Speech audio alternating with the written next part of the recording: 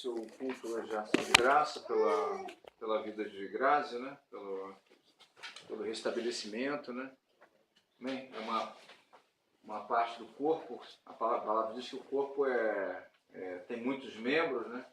E todos os membros individualmente fazem parte de um corpo, né? Amém? Então, quando qualquer parte do corpo ela fica sensível por algum problema, alguma coisa, todo o corpo sente, né?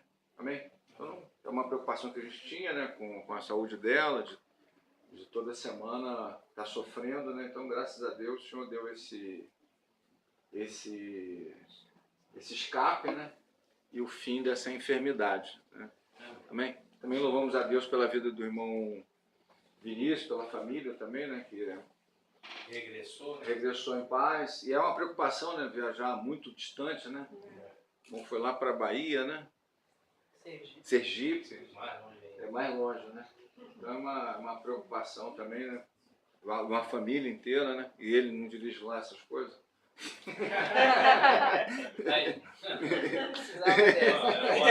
Essa parte aí é da carne. Essa parte é da carne.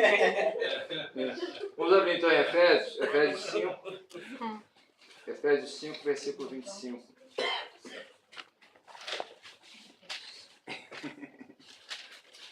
Efésios 5, 25. Bem, todos acharam? Vamos dizer assim, né? Efésios 5, versículo 25. Diz assim: maridos,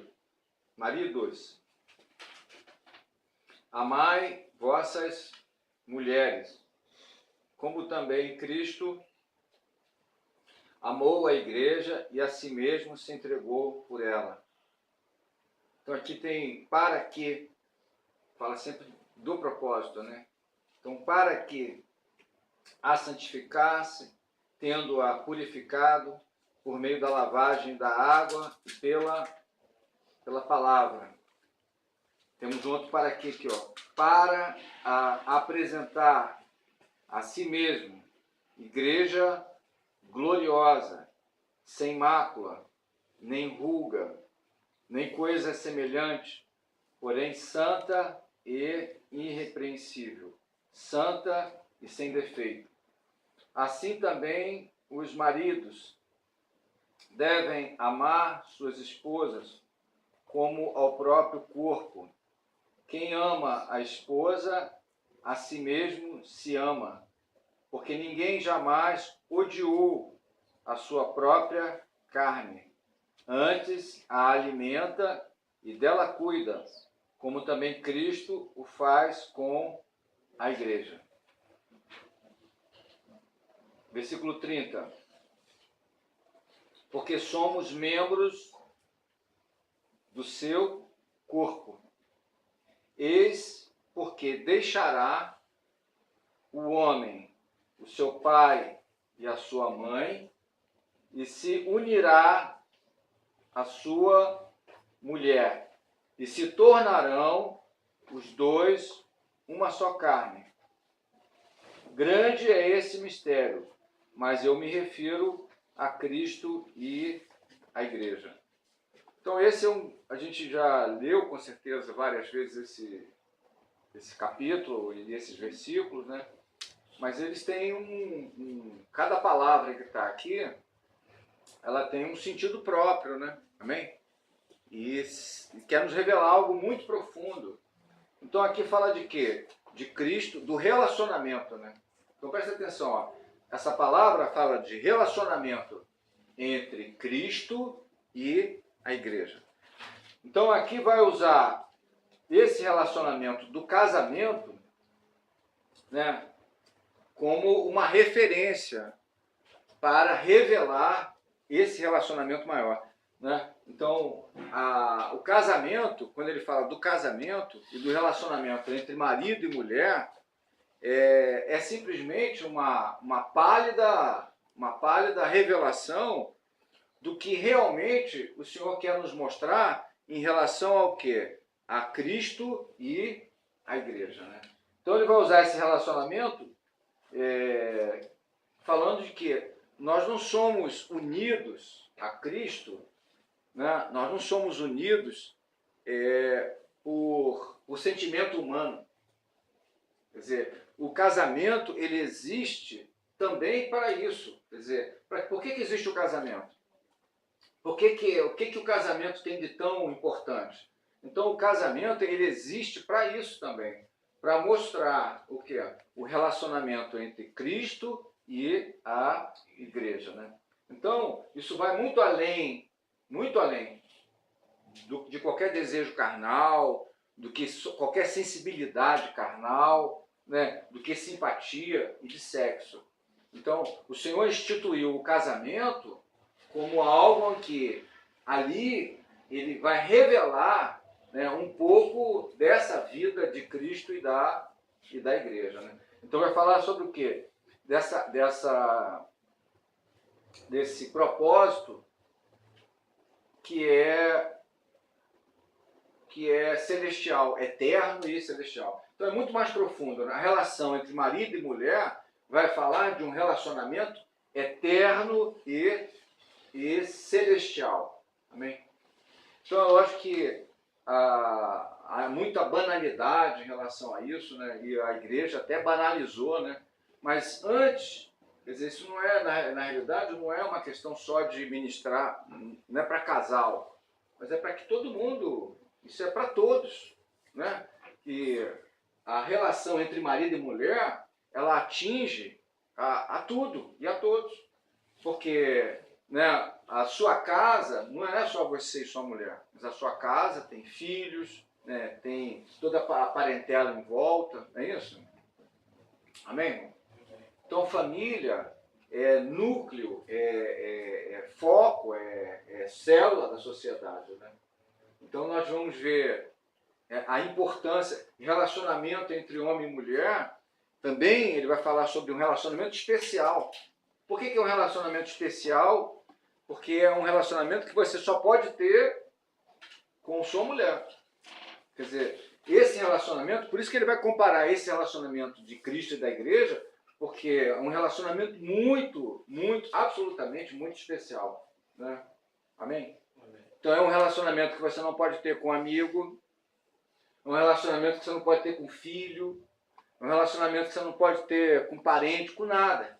Então, esse relacionamento entre marido e mulher é um relacionamento muito específico, onde só pode se dar nessa situação. Amém, irmão? Então, quer dizer, nós não somos unidos, quer dizer, não existe o casamento simplesmente por causa de sexo ou por causa de reprodução, mas o casamento em si vai tipificar e vai falar de uma coisa muito mais profunda, que é o relacionamento entre Cristo e a igreja, né? Amém? Então, no versículo 31, o que diz aí? Versículo 31. Por esta razão deixará o homem seu pai e sua mãe, e se juntará à sua mulher, e serão os dois uma só carne. Tá vendo então? Ó, por esta razão, o que quer dizer? Ó, esta é razão. Esse é o motivo porque existe casamento. Amém, irmãos? Você vê que é muito mais do que simplesmente ministrar casal. É por isso que existe casamento. Então, ó, por esta razão, é porque ó, o porquê do casamento entre homem e mulher, né, dessa união entre homens. Então está escrito assim, ó, eis que é o quê? Por isso, ó, que existe. Então diz assim, ó, eis por isso é que deixará. Por isso o quê? Por causa do casamento. Então para isso, é por isso que deixará o homem, o seu pai e sua mãe, e se unirá. Olha como é que está aí, ó. Unirá é o casamento, né? Amém? Então se unirá a sua mulher. Aí se tornarão, né, os dois uma só carne. Então marido e mulher expressam a figura dessa realidade espiritual, que é o quê? Cristo e a igreja, aonde? Cristo e a igreja na terra, hoje, né? Amém? Mas é muito mais profundo, porque é o relacionamento eterno entre Cristo e a igreja. Como será esse relacionamento eterno entre Cristo e a igreja? Amém, irmãos? Então, Efésios 5, então, ó, Cristo e a igreja, esse é um relacionamento que nós estamos vendo hoje, né, na terra, né? Amém? Mas ele é muito mais profundo, porque nós estamos falando de eternidade, né? Então é Cristo e a igreja no céu. Amém, irmãos? O relacionamento eterno entre Cristo. Você vê como é profundo Efésios. Eu estou em Efésios já tem algum tempo e você não consegue sair. Porque Efésios não tem um tempo assim. É porque às vezes você lê alguns livros que vai falar de uma data, porque a igreja também é histórica, né? Amém? Mas quando você lê Efésios, parece que você está no Santo dos Santos lá, é fora de tempo, fora de espaço, né? Muito interessante esse livro. É um livro pequeno, né? Mas é muito profundo, absolutamente muito profundo, né? Amém? Então, Efésios 5. Versículo 23. Ele diz assim, ó. Porque o marido é o quê? É o cabeça da igreja. Não, da mulher. O cabeça da mulher. Como também Cristo é o cabeça da igreja. Sendo este mesmo o Salvador do corpo, né? Então, olha a relação aqui, mais uma vez, ele está fazendo uma relação entre homem e mulher, entre o casamento, mas o foco aqui qual é? A igreja, né? Então Cristo, ele é o cabeça do corpo, né? É como deve essa relação ser ajustada. Amém? Como essa relação deve estar ajustada. Então, todos os nossos problemas que temos hoje em dia é pela falta desse ajuste, né? De Cristo e da igreja. Relacionamento entre Cristo e a igreja. Amém? Então, ó, aí embaixo está assim, ó, versículo 24. Ó. Como, porém, como é que está aí? Mas assim como a igreja está sujeita a Cristo, assim também as mulheres em tudo aos seus maridos. Então, fala de quê, irmãos? Submissão. Então, o modelo, o relacionamento começa assim, ó. Então, nós devemos estar, quer dizer, essa não é simplesmente você não tem essa possibilidade de não estar. Amém? Não existe... Opcional. Não é opcional. Quer dizer, a igreja, ela tem que estar submissa a Cristo. Quer dizer, a mulher tem que estar submissa ao marido, assim como a igreja tem que estar submissa a Cristo. Quer dizer, essa relação só é ajustada aí, irmãos. Quer dizer, você pode até estar casado. Quer dizer, casamento a gente já viu vários. Quer dizer, o fato de estar casado não quer dizer que essa relação do casamento ela seja de fato verdade. Porque ela só é verdade, e só é realidade quando há essa submissão a Cristo. Amém, irmão? Quer dizer, quer ter um casamento bem ajustado, quer dizer, a relação do casamento bem ajustado, porque tem tanto relacionamento, casamento cristão aí, que não tem absolutamente nada a ver com isso. Quer dizer, nós não nos unimos a uma varoa, ou a varoa se une a um varão. Quer dizer, o motivo não é sexo, o motivo não é procriar, o motivo é Cristo e a igreja. Você vê como é que é muito mais profundo, muito mais sério do que simplesmente um relacionamento entre homem e mulher, quer dizer, para ter filho, ou para procriar, qualquer outro motivo, né? Então o motivo é esse, né? É por isso que deixará o homem, versículo 31, seu pai, e se unirá a uma... Você vê como isso foi profanado, né? Esse relacionamento marido e mulher foi profanado, e é profanado, né?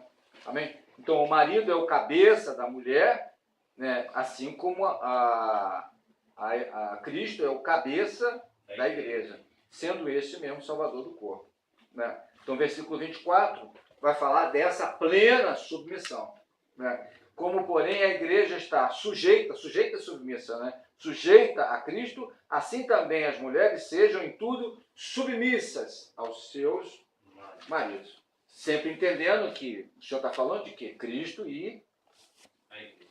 Né? Então a gente precisa, assim, necessariamente, temos que avançar nesse relacionamento entre Cristo e a igreja. Cada dia mais tocando esse relacionamento. Você vê que quantas fases nós já passamos? Quantas fases nós já passamos em relação a essa comunhão com o Senhor? tivemos aquele contato básico lá, né? Mas nós temos que avançar, irmãos. Amém? Por que a igreja não cresce? Por que não há um crescimento? E a gente vai tocar um pouco nisso, né? Efésios 3.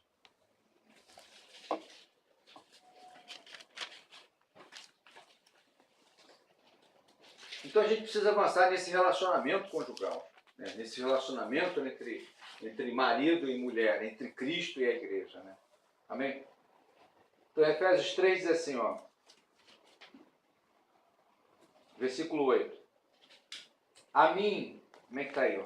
A mim, o menor de todos os santos, me foi dada esta graça de pregar aos gentios o evangelho das, olha o que está escrito aí, ó, insondáveis riquezas de Cristo e manifestar qual seja a dispensação deste mistério, desde os séculos oculto em Deus, que criou todas as coisas. Então,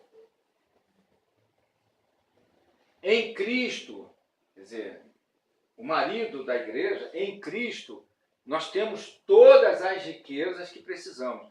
Então, tudo que nós precisamos está em Cristo. Quer dizer, então é extremamente rico esse lugar, né? Cristo, ele vai falar assim, ó, insondáveis riquezas de Cristo Jesus. Quer dizer, não tem nada mais valioso do que Cristo Jesus. Quer dizer, nós estamos muito aquém desses valores. Nós ainda tocamos na igreja, ou ainda nos comportamos como igreja, mas ainda com muitos valores do mundo, muitas coisas que são do mundo. E deixamos esses valores, esse relacionamento, para falar de coisas e de situações que estamos sempre comparando com o mundo. As comparações, elas não podem ser dessa forma. Amém? O relacionamento que a gente tem, e nós temos muitos parâmetros que absolutamente não tem absolutamente nada a ver com Deus. Amém? Então, você imagina o quanto nós temos de riqueza em Cristo e o quanto nós somos miseráveis. O quanto nós somos miseráveis quanto a isso, entende? Eu vou te dar uma figura. Você imagina uma pessoa na rua pedindo esmola com uma vasilhazinha de ouro. Então é mais ou menos isso. Quer dizer, nós podemos ser muito mais, ter muito mais de Cristo, nós podemos gozar muito mais de Cristo do que essa forma rasa que nós temos vivido na presença do Senhor. Amém? Não que nós já não tenhamos recebido a salvação. Nós recebemos a salvação. Nós recebemos o Senhor. O sangue de Jesus já expiou a sua culpa. Agora, nós precisamos alcançar o quê? Há uma estatura proposta. E nós somos muito rasos em relação a isso. A essa estatura de conhecimento, de aplicação do Senhor. Amém? Então, ó, versículo 10 vai falar. Então, lá em versículo 8 diz assim, ó, do capítulo 3, ó. A mim, o menor de todos os santos, me foi dada esta graça, né? De quê? De pregar aos gentios o evangelho das insondáveis. Tem alguma outra versão aí? Inescrutáveis. Tem alguma versão diferente? Insondáveis riquezas? Indescritíveis. Indescritíveis. Né? Então, o que Deus tem preparado para aqueles que o amam, qual é essa palavra? Lembra disso? O que Deus tem preparado para aqueles que o amam? Aquilo que o ouvido não ouviu. Quer dizer, não tem absolutamente nada a ver com a nossa sabedoria humana, nem conhecimento humano. Né? Então, o que ele tem para nos dar? Ele fala assim, ó, aquilo que o ouvido não viu, que os olhos não viram, que não chegou, olha só, irmãos, presta atenção, que não chegou ao coração do homem. É isto que Deus tem para revelar àqueles que o amam.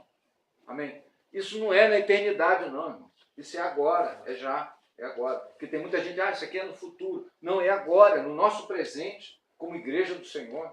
Amém? Como noiva de Cristo, né? Então nós somos muito miseráveis e muito pobres porque a gente quer.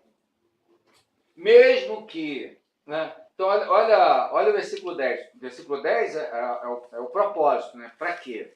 Ele se revelou e nos deu as insondáveis riquezas de Cristo, nos revelou as insondáveis riquezas de Cristo. Para quê? Olha como é que está aí. Para quê? Pela igreja, porque nós passamos por esses versículos e a gente não entende. Ó. Para que pela igreja, a multiforme o quê? Sabedoria de Deus. Riqueza é sabedoria. Riqueza não tem nada a ver com nada da terra. A sabedoria de Deus se torne conhecida de quem? Principados e potestades no lugar celestial. Segundo o quê? O eterno propósito de Deus, né? Que estabeleceu em Cristo Jesus. Então a igreja, ela é para aflorar, ela é para testemunhar dessas riquezas insondáveis que já nos foi revelado. E olha como nós somos pobres em relação a isso. Amém, irmãos? Está entendendo isso? Não é uma afronta a ninguém, mas nós deveríamos estar vivendo em uma outra dimensão espiritual do que essa dimensão rasa que nós vivemos hoje. Aí você vai dizer, tem N situações que vão justificar. E nenhuma delas, porque a nossa justiça é trapo de imundícia. A nossa justiça não vale para nada. Mas nós podemos nos justificar. Eu tenho meu trabalho e chego em casa tarde. Eu tenho minha família, eu tenho que sustentar. Eu tenho não sei o quê. Então, muitas coisas que estão à nossa volta, elas vão fazer o quê? Sempre nos tirar a centralidade de Cristo em nossa vida. Nós vivemos, irmão, nossa vida não é a igreja. Nossa vida não é a igreja. Nós já fomos iludidos com isso. Eu passei dias dentro de templo, cuidando de não sei o quê, e templo. E a nossa vida não é a igreja. A nossa vida é Cristo. É Ele que é a nossa vida. E por que nós desprezamos tanto essa possibilidade de relacionamento com o Senhor? Entende isso? Amém? Amém. Então, pela igreja, essa multiforme sabedoria de Deus, ela precisa ser manifesta. Ela pode ser conhecida. Amém? E deve ser conhecida através da igreja. Agora, o que acontece? Nós temos uma proposta de crescimento. Nós temos uma proposta de estatura. Que vamos abrir aí. Ainda lá em Éfeso. Versículo 4. Capítulo 4, abre aí. Efésios, capítulo 4. Efésios, capítulo 4, versículo 13. Ó. O que está dizendo aí? Buscando com diligência manter a unidade do Espírito no laço... Efésios 4, 13, é isso? Até que todos Não, cheguemos 13. à unidade da fé. Até que todos cheguemos o quê? A unidade da fé. Agora, olha a palavra que está aí. Pleno. Escute. Pleno. Pleno é todo. Ó, ao pleno conhecimento do Filho de Deus. Todo o conhecimento do Filho de Deus. Né? E a perfeita varonilidade. A medida da estatura da plenitude de Cristo. Essa é a proposta. As riquezas que você viu lá no capítulo à frente, falamos sobre as riquezas reveladas em Cristo Jesus, elas vão nos dar isso, ó. Conhecimento, que vai nos dar o quê, irmãos? Até que todos cheguemos à unidade da fé e ao pleno conhecimento do Filho de Deus. E aí o que alcançamos aí? Estatura de varão perfeito. Então, perfeita varonilidade. Perfeita varonilidade. E a medida da plenitude de Cristo. Amém? Então, essa estatura vai se alcançar como? É a irmã Whitney que vai alcançar sozinha a estatura de Cristo? Não. Então, essa é uma estatura que nós só podemos alcançar juntos. Então, ele está dizendo assim, até que todos cheguemos. Quer dizer, não adianta o César acordar de manhã, orar, buscar. Então, essa é uma estatura que nós só podemos atingir juntos. A multiforme sabedoria de Deus precisa ser manifesta através de quem? Da igreja, como um todo. Amém, irmãos? Amém. Então, até que todos cheguemos à estatura de Cristo. Amém? Então nós temos esse padrão, quer dizer, não é só um padrão de referência. Esse é o propósito, é o porquê e é o para quê. Né? Então, ó, versículo 14, vai falar justamente ao contrário aqui, ó. Para que não mais sejamos como... Quer dizer, nós temos essa estatura proposta, nós temos as riquezas reveladas em Cristo Jesus, nós temos toda essa possibilidade que já nos foi dada.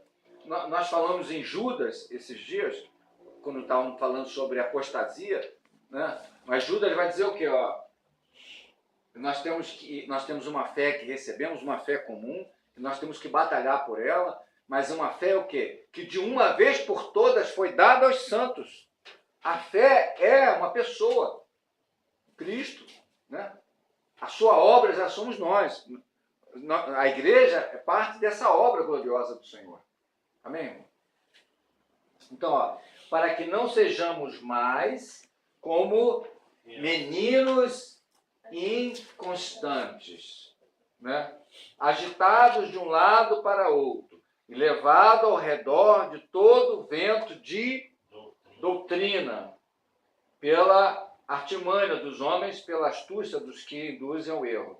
Mas, seguindo a verdade em amor, conheçamos em tudo, como é que é? Cresçamos, como é que está aí, ó? Cresçamos em tudo naquele que é a cabeça. Amém? Então, eu creio que nós passamos por etapas, né? Amém? E esse tempo foi maravilhoso, né? Nós estamos sendo ajustados pelo próprio Espírito. Os irmãos percebem isso? Estamos sendo ajustados pelo próprio Senhor. Quem foi aqui que não andou como um menino atrás de vento de doutrina? Achando que podia dar jeito aqui, que podia dar jeito ali. E a gente mesmo andava que nem... né? Ali que tá bom, é ali que tem vento, é ali que tem óleo. E lá tem um som do riso. Aqui tem um som do dente de ouro. Ali... E a gente andava que nem menino, né? Por todo o vento de... Todos nós já fomos vítimas disso, né? Amém? E muitos ainda continuam. Insistem, né? Então há uma proposta a respeito dessas riquezas e há um sentido figurado que a gente pode entender melhor isso, né? Gênesis 22, Gênesis capítulo 22, versículo 16.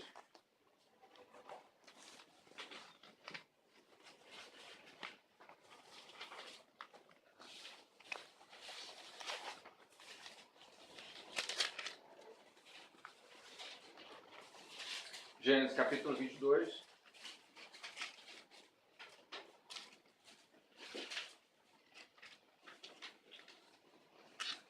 Vocês acharam? Qual é o desfecho aqui? Antes de chegar nesse desfecho, o que aconteceu aqui nesse capítulo 22? Abraão foi chamado por Deus para oferecer quem em sacrifício?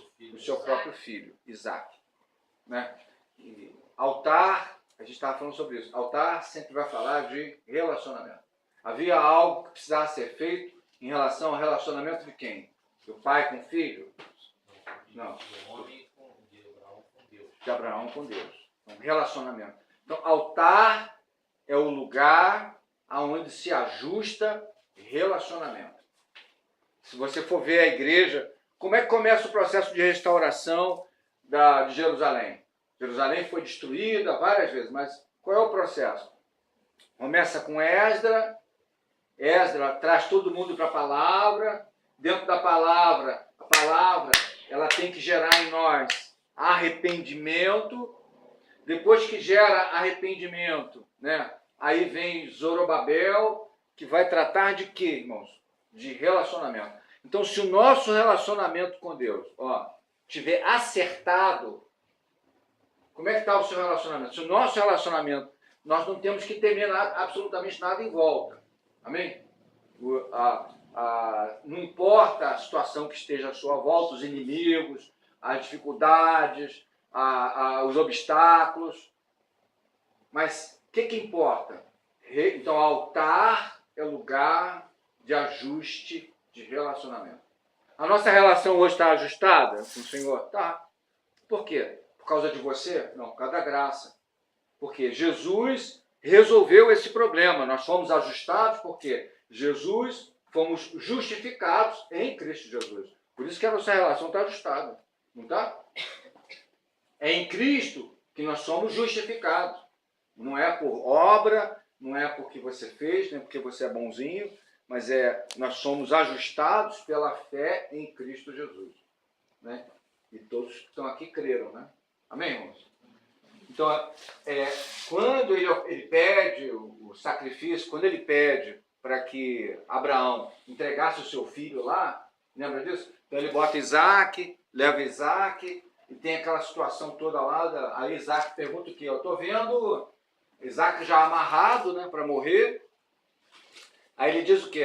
Pai, eu estou vendo o cutelo, estou vendo o fogo, estou vendo, né, a lenha. Onde está o... Mas onde é que está o cordeiro? Você vê que ele vai falar justamente isso. Onde é que está o cordeiro? Aí o que Abraão fala? Ó, fica tranquilo que Deus proverá para si, proverá para si o cordeiro. Porque o relacionamento é ajustado nele mesmo. Né? Amém, irmãos? Compreendendo isso? Amém. Então aqui, ó, depois disso, depois dessa relação ajustada, ele vai falar assim, ó, e disse, jurei, versículo 16, ó, jurei por mim mesmo, diz o Senhor, porquanto fizeste isso. Fizeste isso o quê? Ajustou a relação lá com o Pai. Né? Fizeste, e não me negaste o teu único filho. A nossa relação, ela só é ajustada nesse único filho, no unigênito do Pai. Estão entendendo isso aqui? Então, ó, jurei por mim mesmo, diz o Senhor, porquanto fizeste isso, Abraão, não me negaste o seu único filho. Agora, olha o 17, hein?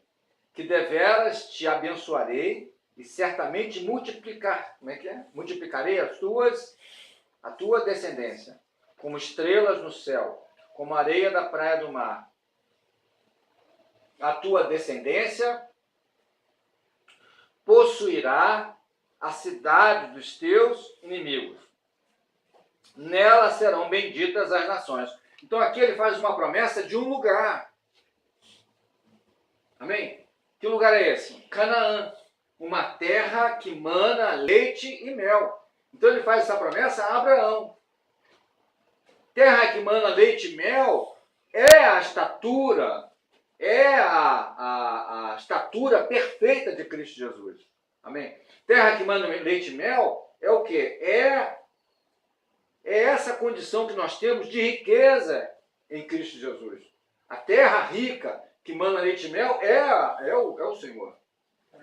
Amém? Êxodo 3. Ó, vamos lá em Êxodo 3 para a gente entender um pouco melhor. Êxodo capítulo 3. Que a gente está falando aqui de Efésios 3, né?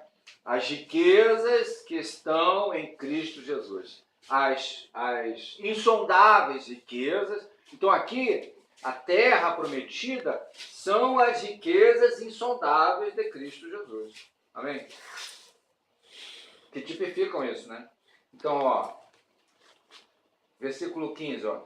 Disse-lhe mais ainda a Moisés, assim dirás aos filhos de Israel, o Senhor teu Deus, vosso Pai, Deus de Abraão, o Deus de Isaac e de Jacó, me enviou a vós outros, até este é o meu nome eternamente, e assim serei lembrado de geração em geração. Vai, ajunta os anciãos de Israel, e diz, o Senhor Deus de vossos pais, o Deus de Abraão, de Isaac e o Deus de Jacó, me apareceu dizendo, em verdade, como é que está? Em verdade vos tenho visitado, não é? Eu vos ouvi e vi. Vos ouvi e vi, que vos tenho sido feito, que tem sido feito a vocês no Egito. Portanto, disse, olha o versículo 17, ó, bota foco aí, ó. Portanto, disse eu, far-vos-ei subir da aflição do Egito para a terra, a tal terra prometida, a terra, a Canaã, a terra dos heteus, dos amorreus, amém? para uma terra, como é que está escrito aí? Que manda leite e mel. Que mana leite e mel. Então essa é a terra prometida. A terra que mana leite e mel, que são as riquezas insondáveis de Cristo Jesus. Amém? Então em Deuteronômio vai dizer, para a gente poder entender melhor isso, em Deuteronômio 6. Deuteronômio capítulo 6.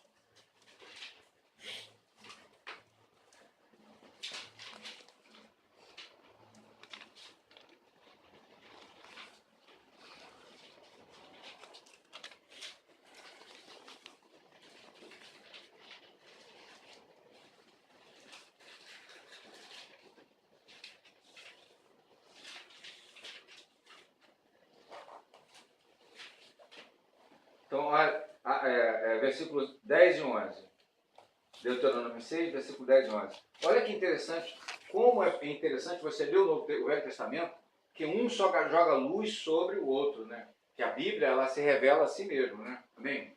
Como Deus é suficiente em si mesmo, a sua palavra, ela tem poder para isso. A Bíblia pode revelar ela mesma, né? Amém?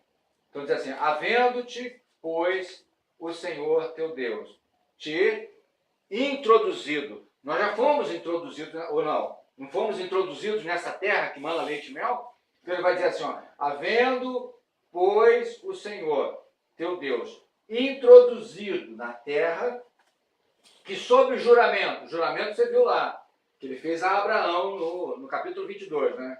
Havendo, pois, o Senhor, teu Deus, te introduzido sobre juramento, prometeu aos teus pais. Ele prometeu a quem? A Abraão, Isaac e Jacó. Que te daria, todos estão aí, irmãos? Amém. Te daria grandes e boas cidades que tu não edificaste. Casas cheias de tudo o que é bom. Casas que não encheste. E poços abertos que não abriste. E vinhais e olivais que não plantaste. E quando... E tu comerás e te fartarás. E tu comerás... O que significa isso aqui? Nós fizemos... Isso aqui fala da graça, irmão. Não fizemos nada. As riquezas que estão em Cristo Jesus, você fez alguma coisa por isso? Não. A vida eterna, a salvação e o gozo da nossa alma, você fez alguma coisa para isso? Alguns desses valores... Então ele fala assim, a casa... Olha só... Havendo o Senhor teu Deus te introduzido, ó, grandes e boas cidades que tu não edificaste, casa cheia de tudo que é bom, casa que não encheste, quer dizer, é uma dispensa que está lá que você não comprou, não fez nada, não participou de forma nenhuma. Ó, poços abertos que você não abriu, porque essas riquezas foram cedidas, concedidas, doadas em Cristo Jesus. Isso aqui é o quê? Graça. Riqueza que nós não produzimos. Amém? Graça de Deus. Louvado seja Deus. Você vê que maravilhoso esse texto, como completa, né? Efésios 3. Não é isso? Então, ó, você vê que há uma proposta de crescimento. É muito interessante isso aqui. Quer dizer, nós somos tirados do Egito. O Egito é o quê, irmão? O Egito é o lugar de escravidão, não é isso? É o lugar onde nós éramos escravos. E temos uma proposta de terra prometida. Que proposta é essa? A proposta está aqui em Efésios 4. Até que todos cheguemos à unidade da fé e ao pleno conhecimento do Filho de Deus e à estatura completa de Cristo Jesus. Você entende o quanto nós somos pobres e ao mesmo tempo ricos? Amém? Nós somos ricos, mas ao mesmo tempo somos pobres. Ó, Números 13, abre Números 13 aí. Números, capítulo 13.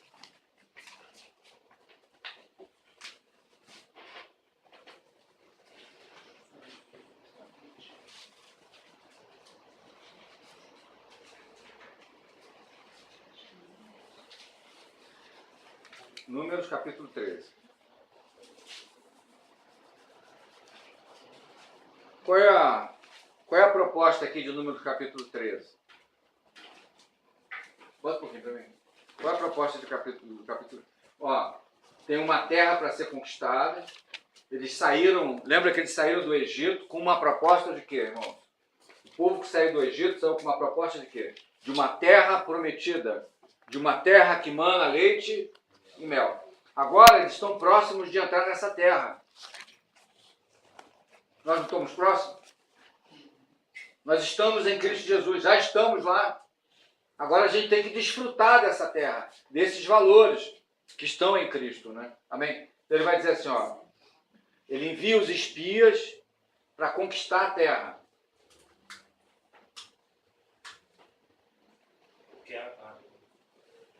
Então diz assim, ó, ele vai enviar os espias para justamente espiar e ver essa terra.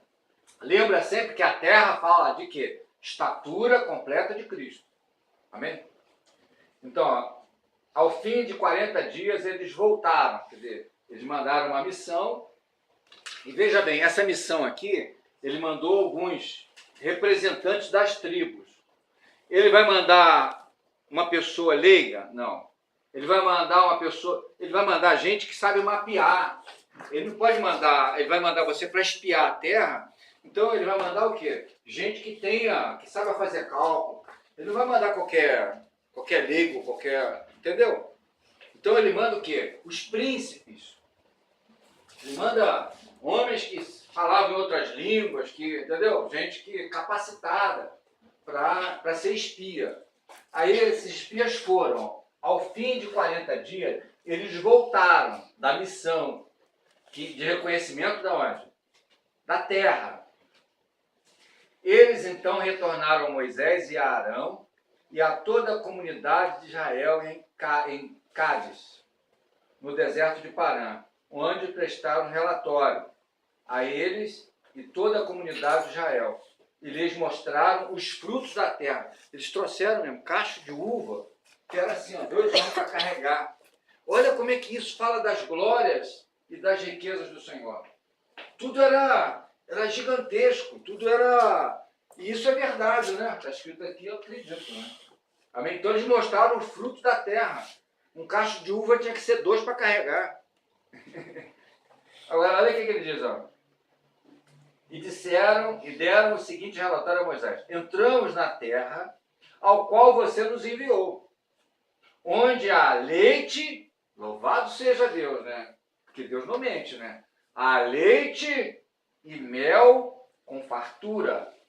Aqui estão alguns frutos dela. Mas o povo de lá vive, o povo que lá vive é o quê? É poderoso. As cidades são fortificadas e muito grandes. E também vimos descendentes de Enoque. Quer dizer, de Enaque. Anak. Aqui está Enaque. O que significa isso? Meu irmão, eles olharam a terra e viram que lá tinha leite e mel. Lá realmente tinha os frutos, tudo que Deus falou. Mas para chegar lá, meu irmão, tem um caminho a percorrer, que é esse tratamento que nós temos recebido do Senhor. Quer dizer, nós não chegamos à estatura, é algo que nós temos que batalhar. Por quê, irmãos? Porque o nosso caráter é muito ruim. O nosso caráter natural, que está sendo tratado pelo Espírito, o nosso tratamento é de caráter. A estatura de varão perfeito é de caráter perfeito. Amém? E nós nos recusamos sempre a sermos confrontados com o Senhor. Não é isso? Quer dizer, esse caminho que hoje ela está passando, nada é em vão. Tudo tem a ver com esse propósito, com o tratamento do nosso caráter, com a estatura de Cristo. E isso, meu irmão, é um caminho penoso que nós temos que passar. Não é isso? Mas então ele diz assim, lá tem animal feroz, lá tem que esses parentes de Enaque aqui são gigantes. Homens com mais de 2,5 metros de altura. Né? Então aqui, 29. Os amalequitas vivem no Negueb, hititas, quer dizer, tudo era amorreus, vivem na região montanhosa, os cananeus. Quer dizer, essa coisa disso tudo tem que ser conquistado. Esses povos tinham que ser conquistados, né? Amém? Mas o Senhor tinha prometido que daria essa terra a eles. Agora, olha o versículo 30. Então, Acabe fez o povo calar. Acabe. Então, Caleb fez o povo calar-se perante Moisés e disse: subamos e tomamos posse da terra. É certo que nós venceremos. Amém? Você sabe que toda vez que a gente fala assim a respeito, durante a minha carreira cristã, eu creio que os irmãos também devem ter ouvido isso, né? Onde eu sempre fui inconformado, eu ficava inconformado, porque eu via o que é a igreja, a proposta do que é ser igreja do Senhor, e vivia numa miséria, numa penúria. E eu falava assim, não é possível que igreja seja isso. A igreja não é isso. E eu fui admoestado várias vezes, falei assim, irmão, cala a boca, senta aí. Quanto mais cresce, mais bobo fica, é isso mesmo. Escuta, é isso mesmo. Não adianta ficar querendo muito, é isso aí. Isso aí. E não é. Pela proposta que temos em Cristo Jesus, não é. Amém, irmãos? Não é um lugar de contenda, de divisão, de soco no olho, de prosperidade da terra, de ser empresário de sucesso, de ter um bom emprego, de ter filhos, É muito mais que isso. É um relacionamento muito mais maravilhoso do que isso entre Cristo e a igreja. Amém, irmãos? Então ele vai dizer assim aqui, ó. Caleb, quer dizer, tu imagina, sabe quantas pessoas estão aqui? Saíram da terra do Egito, encaminhada para a terra prometida? Perto de 3 milhões. Escute. Perto de 3 milhões de pessoas. Daí para mais, 3 milhões. E todos eles tinham uma visão, mesmo que tenham sido chamados, mesmo que tenham sido restaurados, eles tinham uma visão muito tacanha, muito pequena a respeito deles mesmos. Olha o versículo 31. Ó. Versículo 31. Porém, os homens que com ele tinham subido disseram, então Caleb diz que não vamos possuir, que a terra é nossa, essa estatura nós temos que atingir, nós podemos atingir essa estatura de varão perfeito, como igreja do Senhor, mas olha o que ele diz aqui, porém os homens que com ele tinham subido, diz, não podemos subir contra aquele povo, porque é muito forte do que nós. Ó, e diante dos filhos de Israel, infamaram a terra prometida pelo Senhor. Infamaram a terra que havia espiado, dizendo, a terra pelo meio qual passamos, a espiar, é terra que devora os seus moradores, e todo o povo, vimos nela, são homens de grande estatura. Também vimos ali gigantes, os filhos de Enac. São descendentes, números 13 está aí, ó, são descendentes de gigantes. E éramos aos nossos olhos o quê? Você entende? Como é que nós vamos conquistar alguma coisa? Qual é a visão que eles tinham deles mesmo? Nós somos isso mesmo. Nós somos miseráveis. O negócio é isso mesmo. Se acomoda como você está. Se acomoda como você está. Meu irmão, tu vai morrer assim mesmo. É assim mesmo, é isso. Fica tranquilo aí, vai ficar quietinho, morre quieto. Você entende? Então, ó, um povo que saiu com uma proposta de uma terra prometida, o que é? O povo saiu com uma proposta de uma terra prometida. Quantos chegaram lá? Só os dois que entraram. Números 32, olha aí. Números 32. Caleb e... Está aí, números 32.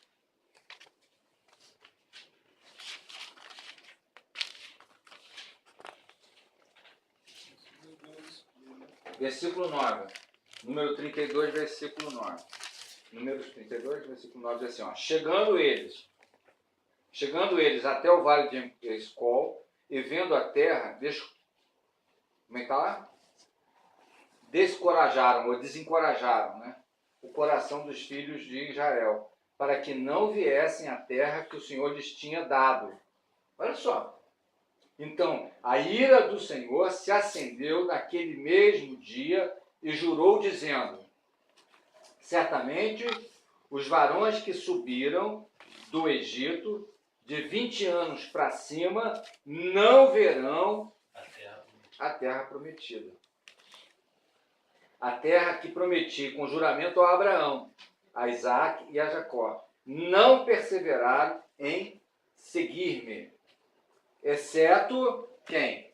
Caleb, filho de Jefoné, e o quinereu, e Josué, filho de Num. Então, muito interessante isso, né? Só dois. Olha o versículo 13, ó. Pelo que acendeu a ira do Senhor contra Israel e fez-los andar antes pelo deserto, 40 anos, até se consumiu. Aquela geração que fizeram mal aos olhos. Então, ó, não pode confundir, irmãos. Salvação nós já recebemos. Quer dizer, quando Deus tira o povo do Egito, ali já há sangue na porta, ali já, não é isso? Então ali nós já fomos. Agora, há uma proposta de crescimento espiritual. Há uma proposta de estatura completa de Cristo. Então você pode morrer nanico. Você pode morrer sem tocar essas coisas. Não quer dizer que você não vai morrer salvo, mas você não vai provar desse gozo e dessa plenitude que é proposta em Cristo Jesus. Você pode morrer um crente raso. Aí as coisas vão se acertar lá em cima. Não estou falando que você vai para o inferno. Mas lá existe galardão, né? Quer dizer, existe uma vida com Cristo em que a gente ainda está muito limitado. É como se você falasse assim, ó, nós temos uma proposta de passar em algumas provas e no final você é adequado para uma função ou para uma situação. Então você pode passar com 10 louvores ou você pode passar com 4,5 com a ajuda do professor. Muita gente está assim, né? Meu irmão, eu não vou estudar, eu quero passar com 4,5 com a ajuda do professor. E acha que isso é bom. Portanto, ele falou. Está entendendo isso? Quer dizer, de uma geração inteira, olha só, de uma geração inteira, só Caleb e Josué chegaram a essa estatura, né? A essa condição, né? Quer dizer, vamos aqui em Gálatas 4. Gálatas 4. Gálatas 4, versículo 1.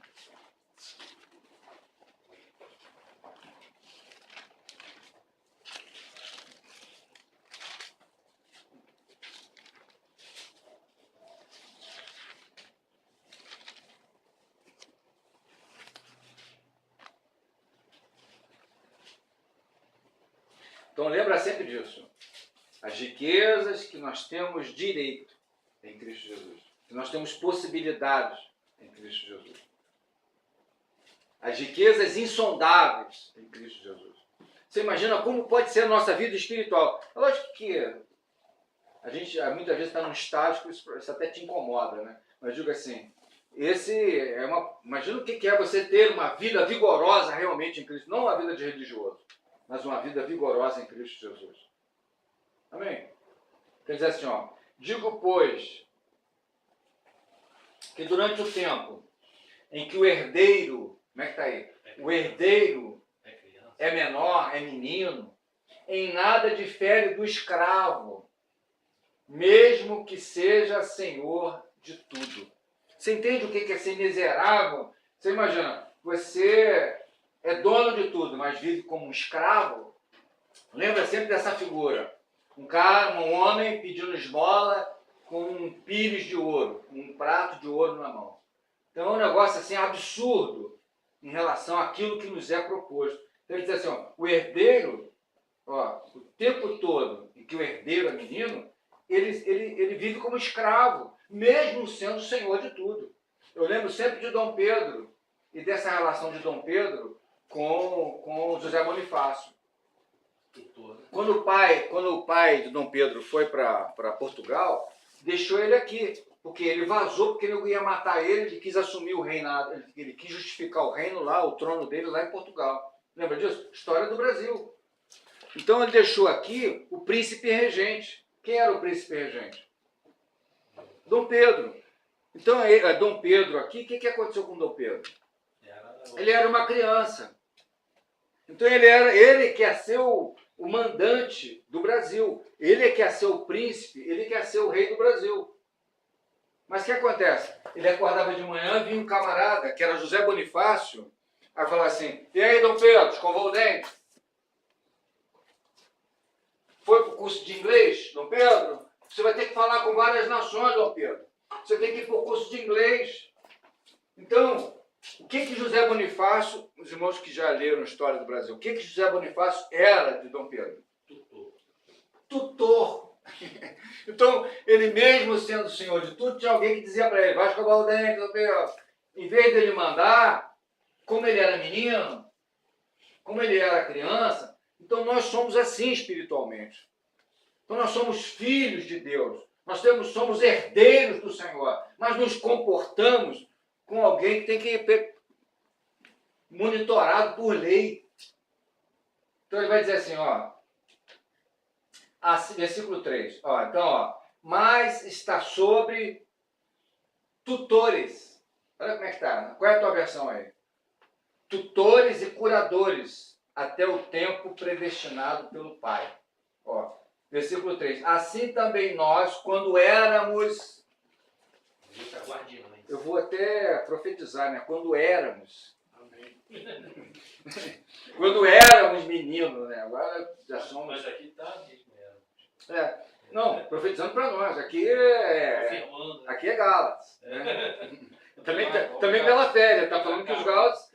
Ele está exortando o Gálatas aqui. Então ele fala assim, assim também nós, quando éramos menores ou meninos, estávamos sujeitos à servidão. Ao rudimento de quê? As coisas básicas do mundo. Rudimento do mundo. Sabe o que é o rudimento do mundo? Nós muitas vezes somos ministrados por doutrina de homens. O rudimento do mundo é doutrina de homens. Está entendendo isso? Qual o conceito que nós temos de segurança, de sexualidade, não sei o quê? Muita coisa dentro da igreja não tem absolutamente nada a ver com os conceitos bíblicos ou com a sabedoria divina do Senhor, que é totalmente avessa e contrária às coisas da terra. Amém? Então, vindo, porém, a plenitude dos tempos. O que é a plenitude dos tempos? A completação dos tempos. Né? Os tempos vão se completar em relação à vinda do Senhor. Quando completar um tempo, a vinda do Senhor acontecerá. Não é isso? Então, vindo à plenitude dos tempos, Deus enviou o seu Filho, nascido de mulher, sob a lei, para nos resgatar dos que estavam sob a lei, a fim de que recebêssemos a adoção de filhos. E porque vós sois filhos, como é que é? Deus enviou o Espírito de seu Filho aos nossos corações, que clama Abba Pai. Então, se nós somos filhos, guarda isso, irmão. Somos filhos automaticamente. Não vou falar naturalmente, porque a coisa espiritual não é natural, mas eu digo, automaticamente nós somos o quê, irmãos? Filhos e herdeiros de toda essa glória e fortuna que não tem nada a ver com o dinheiro da terra, né? Amém?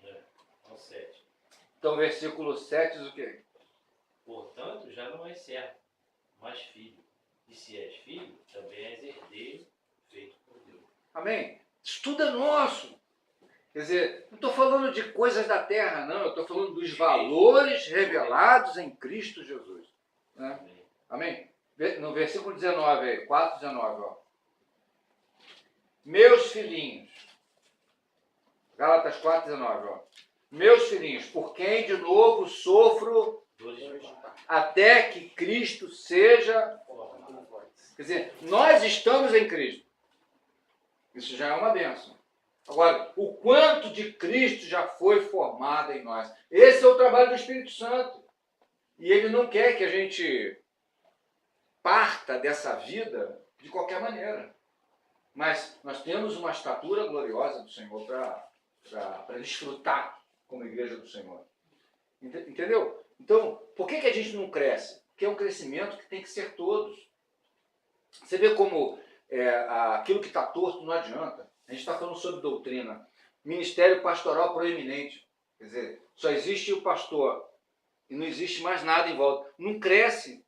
Você entende o que eu estou falando? Quer dizer, os dons foram dados para quê? Para o crescimento do corpo, não é isso? Então ele deu uns para apóstolos, outros para mestre, outros, mas nós precisamos trabalhar em harmonia, todos nós.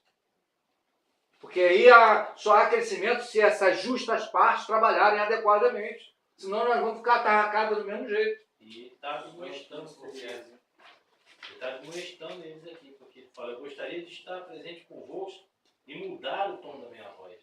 Ele está admoestando. Agora vamos ver aqui, só para a gente encerrar então, vamos encerrar então em Atos 3.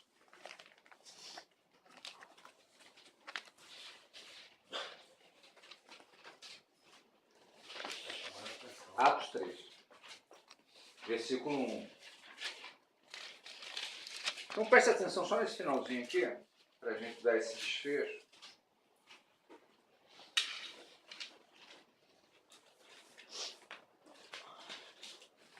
Olha aqui, hoje eu me apropriei bem do tempo. Não deu enfado. Atos 3, versículo 1 diz assim, ó. Pedro e João subiam ao templo para a oração da hora 9. Era levado um homem coxo de nascença, qual o punho diariamente na porta do templo, chamada Formosa, para pedir esmola aos que entravam. Então é muito interessante, né? Como é que pode?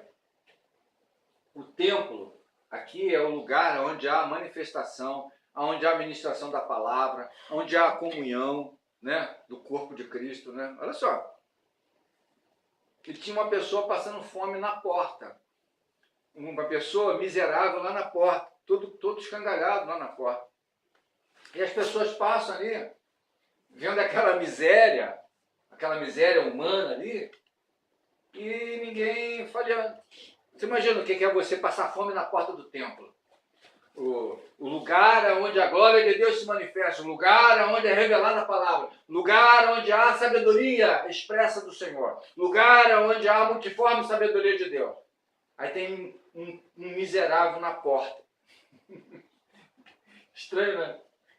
Aí diz assim, ó, vendo, então, ó, pedindo esmola. Olha aqui também, pedindo esmola. É o tal rico que tem as riquezas e está lá pedindo esmola. Agora, vendo ele, a Pedro e João, que iam entrar no templo, implorava que lhe desse o quê? Uma esmola. Pedro, fitando juntamente com João ele, e disse assim, ó, olha para nós. Escuta, olha o que ele faz. Olha para nós. Pedro, porém, disse, não possuo. Olha como é que está escrito aí. Eu não possuo dinheiro, não possuo prata e não possuo ouro. Mas o que eu tenho, eu te dou. As riquezas insondáveis de Cristo Jesus, eu te dou. Então aqui nós vamos ver o avesso. Nós vamos ver pessoas pobres, que só tinham um chinelo, só tinham uma roupa, só tinham um pouco de comida. Eles não estavam preocupados se eu ficar, o que acontecer amanhã. Eles só viviam hoje. Porque sabiam que o Deus da provisão estava cuidando deles. Mas eles eram o quê, irmãos? Pobres. Mas eles eram, não tenho ouro e não tenho prata. Mas eu tenho a glória revelada de Cristo Jesus em mim. E o que eu tenho é muito mais valioso do que você tem. Você imagina? 2 homens rudes que não tinham absolutamente nada nessa terra, mas eles tinham algo de muito valor, né? Então, ó, não possuo prata nem ouro, mas o que eu tenho eu te dou. Em nome de Jesus de Nazareno, anda. E tornando, como é que está lá? E tomando pela mão direita, o levantou. Imediatamente os seus pés e tornozelos se firmaram. E deu um salto e se pôs em pé. Passou a andar e entrou com eles no templo, saltando e louvando o nome do Senhor. Amém? Então que esses dias, a gente vai falar um pouco agora sobre relacionamento, sobre casamento, sobre Cristo e a igreja. Vamos ficar nesse propósito agora. Isso é só uma ponta do iceberg, né, que a gente começou a ler. Mas eu creio que Deus tem muito mais para nos revelar, né? Amém? Ora, irmão César, a respeito do que nós ouvimos.